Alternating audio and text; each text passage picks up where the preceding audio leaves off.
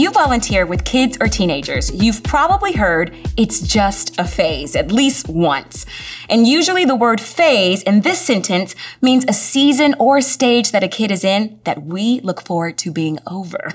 And maybe you lead kids that are in that I don't share phase, or I don't eat things that touch phase. Or maybe you lead teenagers who are in the TikTok influencer phase, or the energy drinks are actually a food group phase. The point is, no matter what age group you lead, we often talk about their age and stage of development by saying, it's just a phase, but don't worry, it'll be over soon. But what if we are missing the best part?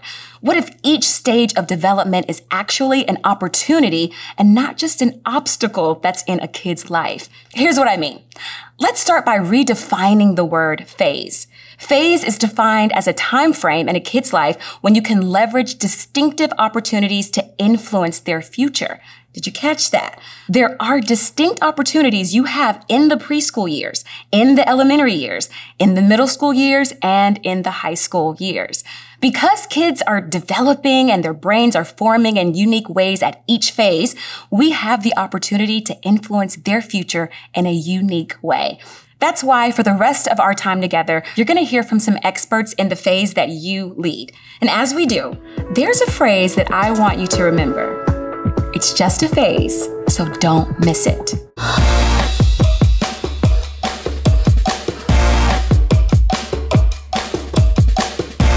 So, you've decided to lead high schoolers, and maybe you've noticed that they can recite the details to the plotline of the entire Marvel Cinematic Universe, but can't quite remember how much time it takes to get to their first class on time. Or maybe you've noticed that they can be a little bit moody, like a little bit. Like one day you are their best friend, and then the next day you're just some human they kind of know. Or maybe you've noticed that they move through life seeming both completely invincible and completely insecure at the same time. That's because they are high schoolers. High schoolers don't think like they did when they were in middle school, but they also don't quite think like adults yet either. They're unique. And because of how their brains are developing, there are some opportunities you have at this stage that you will never have again. Here's what I mean. And this is a completely simplified way to put this, but research shows that the teenage brain develops from the back to the front. That means that the middle part of their brain, that temporal lobe, that's the part that is wired for pleasure seeking, rewards, excitement, risk taking, all of these dopamine inducing experiences.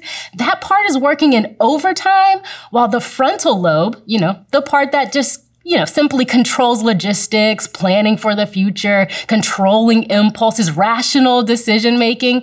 That part is still trying to get its act together. And okay, I know I am completely nerding out. I could talk about brain development and faith development all day. But for the purposes of this conversation, I want to focus on one big idea. High schoolers think like philosophers. That means that they are constantly asking why. Like a philosopher, a high schooler is trying to discover meaning and the why behind what they believe. This also means that they learn best through conversation and processing information out loud. In fact, that's exactly why our conversations with high schoolers matter so much. As volunteers, we aren't just teaching lessons, we are dialoguing with teenagers about how faith intersects with their everyday life. And like me, you may have found yourself needing a little extra time in your schedule to meet with high schoolers and to have these conversations and to talk with them as they wrestle with what they believe and why they believe it. Again, because they think like philosophers. Okay, here's another big idea. High schoolers are motivated by freedom. At this stage of development, they are constantly testing limits and they feel that they are ready for more independence. This motivation, by the way, isn't rebellious or a character flaw. It is actually a part of how God made humans, specifically teenage humans. And this is why one of the best things we can do for a high schooler is show up consistently and model how to do something with our faith. You and I get to model how to use our adult freedom to honor God and love our neighbor. In addition to that, there are a few other ways that we can mobilize a high schooler's potential. First, we can give them some responsibility or some ownership in our environments. Maybe they can speak into what happens or teach a lesson or help plan an activity. Also, we can give them consistent consistent opportunities to lead someone younger so that they can see God at work through them, not just around them. And finally, no matter what you teach this week, brainstorm with your high schoolers how they can apply that concept in their everyday lives. They need to do something with what they're learning. Listen, I want you to know that when you show up each week, you're doing more than chaperoning. You're creating a safe place where a high schooler can develop a faith of their own and put that faith into practice. Years from now, what they believe about God, themselves, and others will be impacted about what you do in this phase. And there are only 52 weeks this year before a 9th grader becomes a 10th grader, or your seniors move on to what's next. This year, we have the distinct opportunity to influence a teenager's future. So we want to make each week count.